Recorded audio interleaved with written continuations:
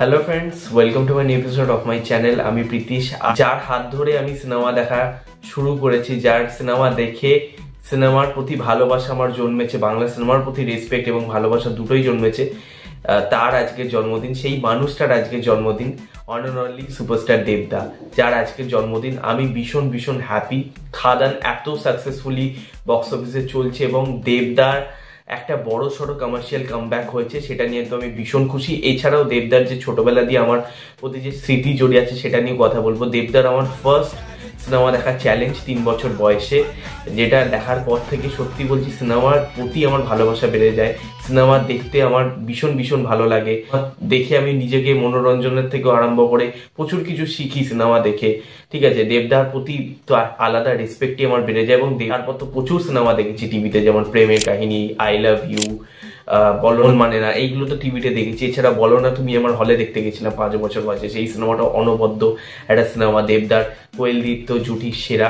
এছাড়াও অন্তত আমি 200 বার চ্যালেঞ্জ প্রায় টিভিতে দেখেছি এবং দেবদার যে সোয়াগ সেটা যেভাবে আমার মনে ধরেছিল এবং দেবদার প্রতি একটা আলাদা ভালোবাসা তৈরি হয়ে গেছিল।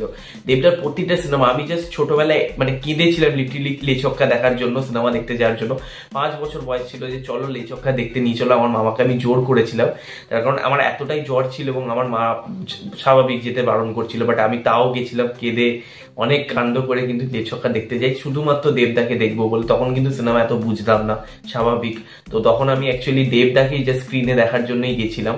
তো সেই সব ভাই মেমোরেবল, সেইগুলো নস্টালজিক লাগে এখন মনে করলে, সেগুলো খুব নস্টালজিয়া ফিল করি। এবং খাদানও যখন দেখতে গেছি প্রতিটা মুহূর্তে কিন্তু নস্টালজিক ফিল করেছি। এছাড়াও পাগলু দেবকে ভুলে গেলে চলবে না। পাগলু দেব এক অনবদ্য বা রংবাজ এবং চ্যালেঞ্জ 2 এর মতন সিনেমায় দেবদাকে অ্যাকশন অবতারে দেখে জাস্ট সবাই ছিটকে গেছিল। দেব অ্যান্ড শুভশ্রীর পরাঞ্জয় জ্বলিয়া বাবু, কোকা 420 খুব খুব ভালো। দেব শুভশ্রীর জুটি কিন্তু আমার কাছে বেস্ট লাগে। এটা জানি না তোমাদের কি মতামত, তবে আমার দেব শুভশ্রীর জুটি কিন্তু সবচেয়ে ভালো লাগে। রুক্মিণী দেবকেও মানায় ডেফিনেটলি, বাট দেব শুভশ্রী একটা আলাদা ইমোশন ভাই। তো তারা লাস্ট কাজ করেছিল খোকা 420। আমি চাইবো যে আবারও হয়তো সামনের দিনে মানে দেব আর শুভশ্রীকে একসাথে আমরা দেখতে পারি হয়তো সামনের দিনে, যদি হয়তো খুবই ভালো হবে। এছাড়াও আমার প্রচুর প্রচুর সিনেমা দেবদা। এছাড়া বুনোহাস্য দেবদার অভিনেতা কেরিয়ারে একটা অনবদ্য কাজ। জবে থেকে খুলেছে প্রোডাকশন হাউস, জবে থেকে খুব খুব ভালো ভালো কাজ এনেছে, যেমন চ্যাম্প, হইচই আনলিমিটেড, এছাড়া কবিরের মতো একটা কাল্ট খুব ভালো কাজ একটা কবির। এছাড়া দেবদার প্রতি একটা আলাদা রেসপেক্ট আছে এবং খাদান সিনেমাটা তো আলাদা ঝড় এনে দিয়েছে। বাঘাযতীন খুব ভালো লেগেছিল, টেক্কা খুব ভালো লেগেছিল, গোলন্দাজ খুব ভালো লেগেছিল। তো দেবদার খারাপ ছবি আমার কাছে সত্যি বলছি নেই বলতে গেলে, খুব একটা দুটো বাদ দিয়ে দেবদার বেশিরভাগ ছবি আমার খুব মনে রাখার মতন ছবি, একটা মেমোরেবল ছবি। তো ভীষণ ভীষণ ভালো লাগে। আমি দেবদাকে খুব রেসপেক্ট করি এবং দেবদা আরো ভালো কাজ করুক এটাই চাইবো।